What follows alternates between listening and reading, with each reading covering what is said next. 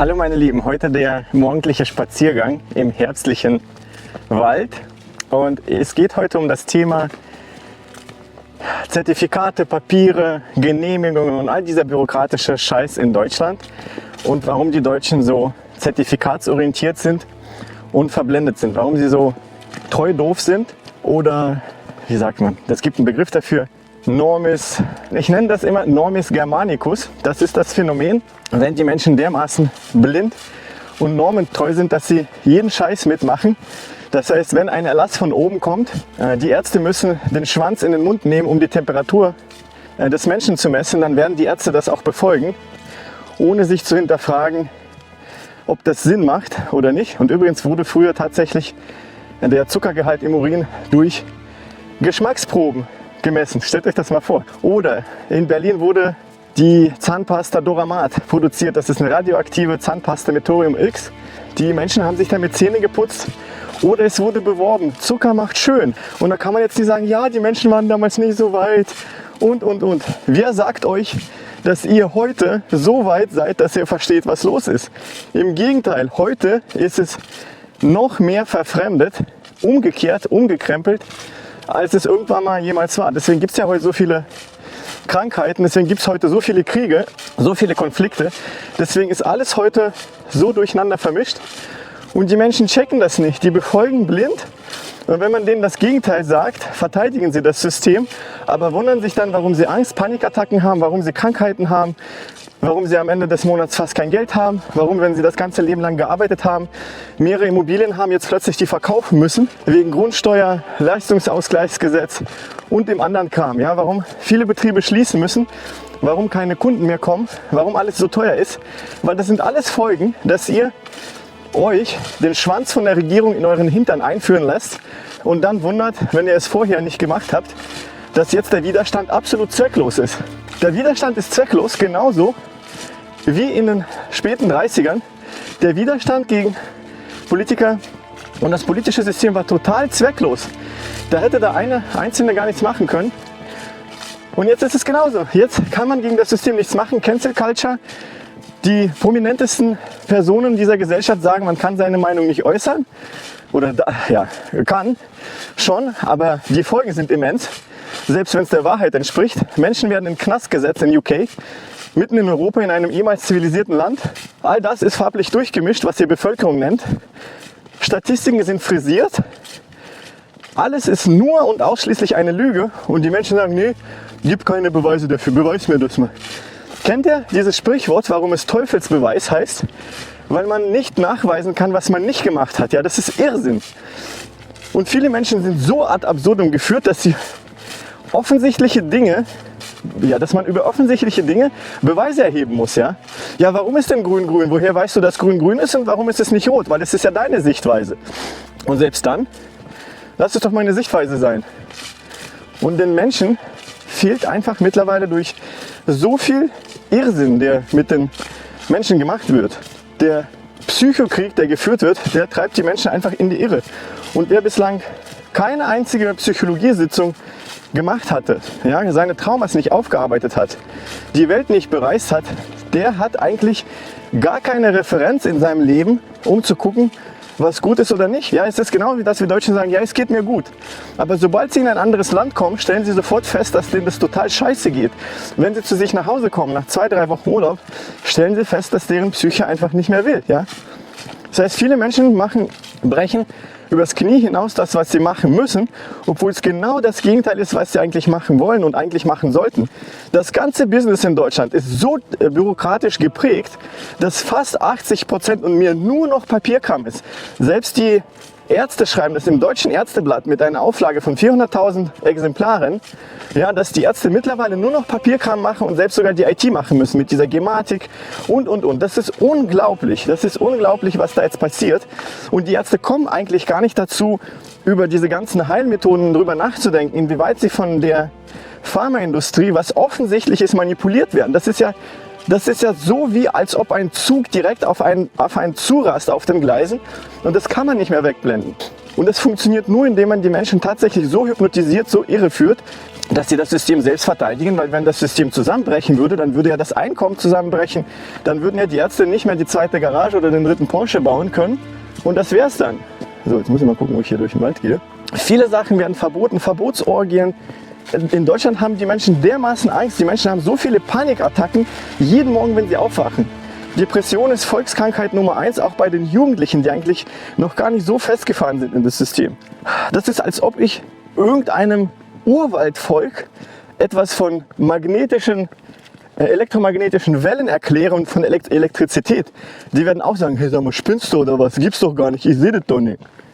Und so sind die Deutschen, selbst wenn sie eine Ausbildung haben, 2 Ausbildungen haben, die verstehen nicht, dass es so viele Sachen auf der Welt gibt und die Ausbildung und die Schule ist im Vergleich zu dem, was es auf der Welt gibt, einfach nur ein verdammt kleiner Sandkasten, wo nichts anderes drin ist, als außer ein paar Spielzeuge aus Plastik, vielleicht einem Bagger, einer Schaukel und Sand und irgendwelchen abgeranzten Begrenzungen und vielleicht, wenn man Glück hat, liegen da keine Junkie-Spritzen drin. Ja? Schaut euch doch mal einen durchschnittlichen, fürs Papier gebauten, für das Häkchen gebauten, pflichtmäßigen Kinderspielplatz an. Das ist doch Irrsinn, ja? Wie hässlich die Teile aussehen, ja, wenn sie aussehen, wenn sie nach Aussehen haben. Ja? Ich hatte letztens einen Beitrag gemacht, wie ein durchschnittlicher deutscher Bahnhof aussieht, mitten einer Industriestadt. Und so sieht das Verständnisbild von den Deutschen aus. Und sie merken das nicht. Nur sehr wenige Menschen, die ausgewandert sind oder im anderen Land leben, merken, wie heftig die Unterschiede sind. Es gibt sehr viele schlaue deutsche Köpfe. Viele Erfindungen sind in Deutschland gemacht worden. Aber die Köpfe sind entweder hingerichtet worden oder mundtot gemacht worden oder sind ausgewandert oder zensiert. Selbst die schlauesten Köpfe aus den Ministerien, die sagen, das ist die Hölle, das ist der Shithole, den es in Deutschland gibt. Und das ist auch tatsächlich so. Wenn ihr in einem anderen Land irgendwie auch nur ein wenig selbst gelebt habt, wie ihr gemerkt habt, wie anders die Menschen sind, anders. Ich sage nicht, dass es besser ist oder schlechter, aber in vielen Disziplinen ist Deutschland einfach nur das Shithole der Welt.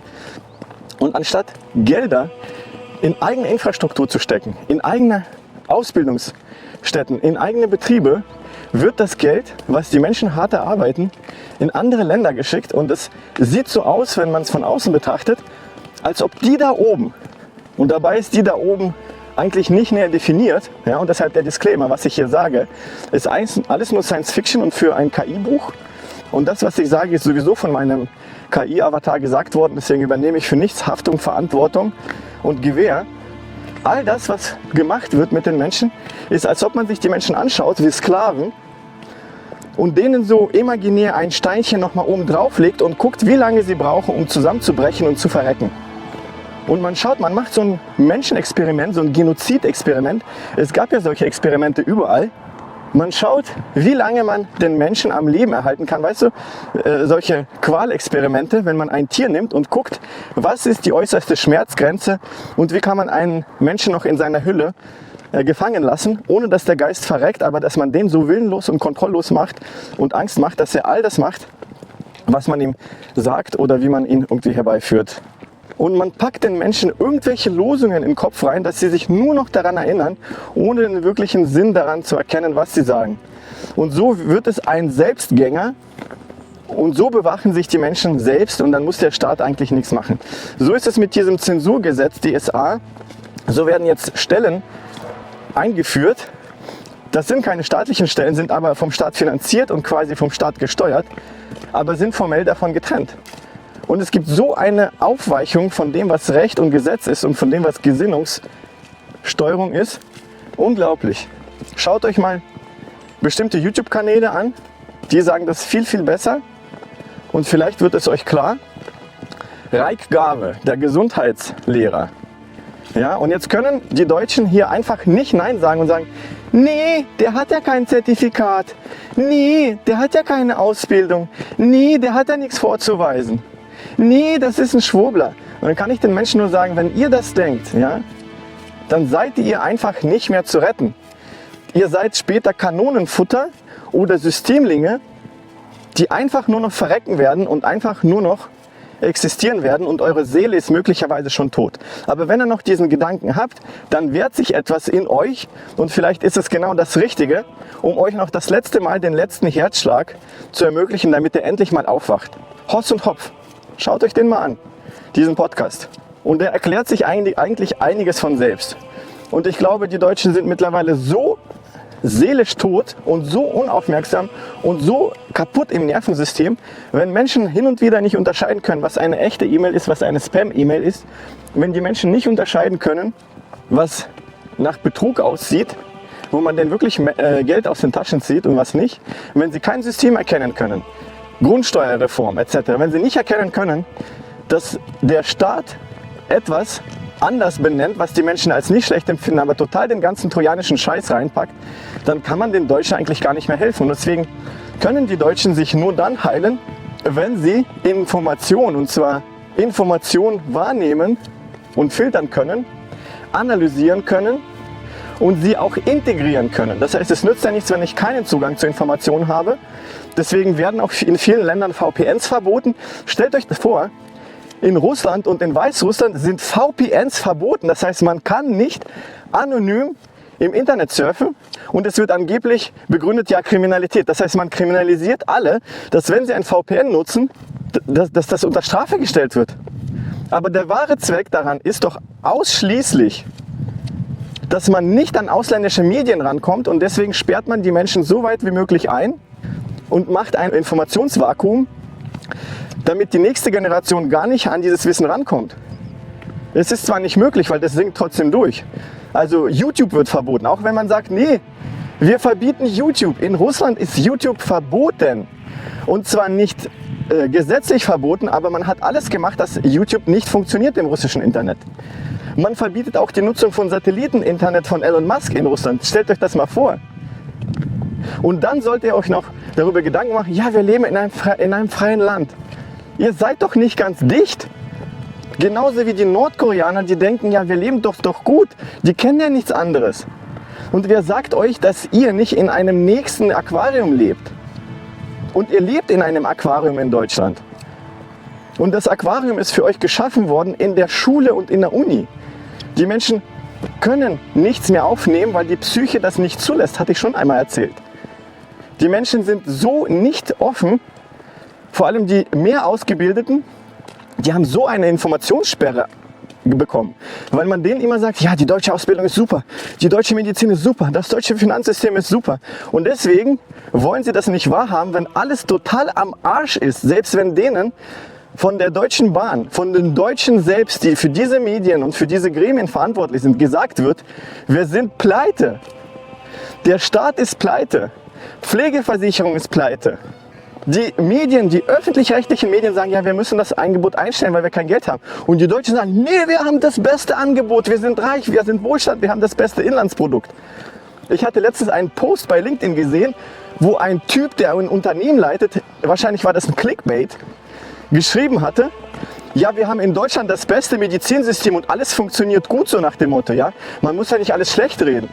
Und selbst wenn man ihm die vom vorletzten Jahr zeigt, die DRK, Deutsche Gesellschaft für Krankenhäuser, die sagen, wir sind bankrott, wir haben Milliarden Schulden. Man sagt ihm von heutigen Tag an, der Gesundheitsskelett aus Deutschland, der sagt, dass die Krankenkassen kein Geld haben. Der Vorstand sagt, ja, wir haben so viele Krankheitsquoten, wir können nicht alle bedienen, Ärzte, wir haben keine Kapazitäten. Kochs als Lösung fehlt.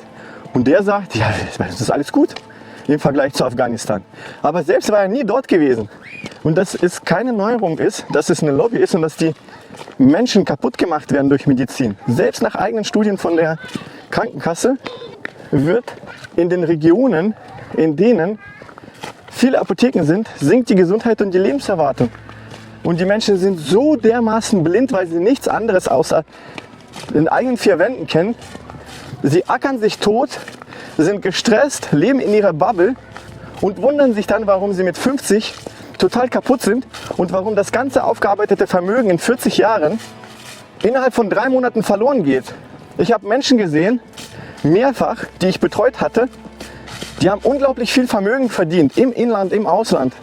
Filmdarsteller, Regisseure, Mann weg, Frau krank, Krankenhaus, ausgeraubt, im ganzen Haus. Alles ausgeraubt. Auto falsch geparkt, zweimal falsch geparkt, Bescheid, Konto eingefroren, Miete nicht bezahlt. In 3 Monaten alles verloren. Das ist bitter. Und die Menschen, die nicht sehen, dass sie sehenden Auges in Deutschland in einen emotionalen und finanziellen Ruin laufen, dass sie nicht nur von dem Staat, von der Regierung ausgeraubt werden, durch legale Mittel, durch dieses Schaffen von irgendwelchen neuen Normen und Vorschriften, dass man denen tatsächlich unter gutem Vorwand alles raubt, Familien werden getrennt, Kinder werden geraubt in der Schule, die werden mit Scheiße vermischt in der Schule, natürlich mit Gedanken, nicht mit Menschen. Es wird alles umgekrempelt, die Menschen werden in Angst und Panik versetzt, wenn die Kinder etwas nicht machen wollen oder wenn man plötzlich sein eigenes Wort in der Familie durchsagen will. Was denkt ihr, wie schnell dort das Jugendamt bei euch auf der Eingangstür oder auf der Eingangsmatte steht? Und wenn ihr das nicht versteht und das auch noch lobt, dann lebt er in einem spiegelverkehrten Land und irgendwann mal wird das Aufwachen dermaßen kräftig wehtun, dass er möglicherweise nach dieser Psychobombe, die explodiert, nie wieder zum Leben erweckt werden könnte. Und so sind viele Anwälte, die irgendwie nach 45 plus ausgebrannt sind. Die hatten sich dann 1 Jahr Auszeit genommen. Die können nicht wieder arbeiten. Sie können einfach nicht wieder arbeiten. Ja, die Frage, was soll ich jetzt machen? Augen öffnen, Herz öffnen, mit anderen Menschen sprechen und gucken, dass ihr es jetzt wenigstens lernt, die Augen zu öffnen und Muster zu erkennen. Denn ihr seid ja so schlau. Selbst eine Krähe kann Figuren in Farben sortieren. Warum können die Menschen nicht 1 plus 1 zusammenlegen und gucken, wo liegt denn das Muster? Ihr könnt auch selbst sogar ChatGPT fragen, wenn es so lange noch nicht abtrainiert oder gesperrt wird. Die ganze KI wird gesteuert. Und eure Berufe, die ihr macht, die werden demnächst sowieso nicht mehr notwendig sein. Man sagt euch noch gar nicht, wie hoch die Arbeitslosenquote ist. Ihr seid am Arsch. Ja, aber mach mir doch nicht so eine Angst. Ja, wenn du die Realität nicht sehen willst. Also schön, wenn deine Realität ganz anders ist, objektiv. Aber leg doch mal etwas Objektives dran. Guck doch mal selbst die staatlichen Statistiken an. Und schau dir doch mal deine Mitmenschen an, wie es denn geht. Frag sie mal wirklich. Und nicht so, ja, es muss. Ja, mir geht's eigentlich ganz gut. Ja, es geht ja allen schlecht gerade, ne? Ja, aber jeder ist doch selbst verantwortlich für sich. Es ist ja meine Schuld, dass ich mich in die Situation gebracht habe. Das ist auch so ein Gaslighting-Bullshit. Wenn jemand absichtlich über euch die Kontrolle übernimmt. Ja, aber wenn du sagst, dann gibst du ja gerade deine Kontrolle ab. Wenn ihr zielgerichtet in Krieg geführt werdet, ja, aber es ist doch deine Wahl, wenn du zum Krieg gehst. Ja, dann will ich mal gucken, wenn du so pflichtbewusst bist und wenn du so denkst, dass du über alles so viel Kontrolle hast, dann geh mal raus und sag mal deine Meinung. Meld mal eine Demo an. Ja, brauche ich nicht. Dann ist dein Arsch sprangelweit offen. Und wenn du jetzt dich nicht wehrst, weil du dich ja auch nicht wehren darfst. Es gibt ja kein legales Mittel, um dich zu wehren gegen das System. Außer sich mit anderen Menschen zu verbinden. Und zwar so, dass die Verbindung niemals getrennt werden kann. Aber zuerst müsstest du dich natürlich mit deiner selbst verbinden und dich von diesem ganzen Scheiß befreien, den du die letzten Jahrzehnte in dich aufgesaugt hast. Von deinen Eltern, Generationstrauma, Schule etc. Und deswegen solltest du erstmal Stück für Stück das Wissen dir erstmal anhören, was Menschen sagen, die jahrzehntelang daran geforscht haben und die nicht Mainstream sind. Und wenn du das verstanden hast, dann müsstest du das auch irgendwie integrieren. Aber ich sag dir, wenn du diesen Schritt wagst, deswegen machen es viele nicht, dann wirst du schlauer und dann kann sein, dass du stecken bleibst. Weil du nicht alleine nach vorne kommst, nicht vorwärts kommen kannst, weil du nicht weißt genau wie, weil dir die Kraft fehlt und weil du auch nicht mehr zurück kannst, weil du nicht mehr wieder verdummen kannst. Und deswegen bleiben sehr viele Menschen in dieser Transition einfach stecken. Weil das Einzige, was denen übrig bleibt in diesem Land, Kiffen, Saufen, Pornokonsum und die bleiben dort stecken.